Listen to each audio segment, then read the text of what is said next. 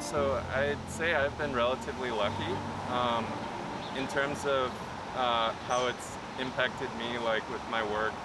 I've been able to work remotely, so I would say that it hasn't negatively impacted me as much as a lot of Americans, and I think that I've been really fortunate in that regard.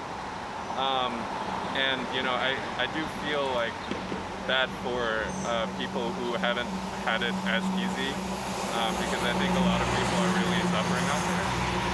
With regards to the current situation with the protests, I think of course they go hand in hand. I think the entire situation is exacerbated by well, I guess the existing social tensions, the financial tensions, things like that. So, um, to me, it's just unfortunate that it's all kind of happening at the same time. So my wife and I actually, we felt also pretty strongly enough about these protests that we actually joined one. And we actually, so we're at the Met right now, but we actually came to the steps of the Met along with the protest. So that was a really cool experience that we've had throughout this pandemic. But yeah, otherwise it's been okay. The travel has been really unfortunate. The travel ban, the limitations that it poses on people, for example, who are in relationships with others who are not in the same country. So yeah, and I just hope that things go back to normal soon.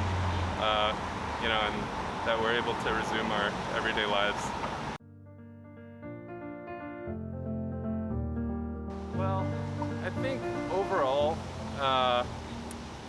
it's been good and bad. Like, I feel a lot more appreciative of the things I do have.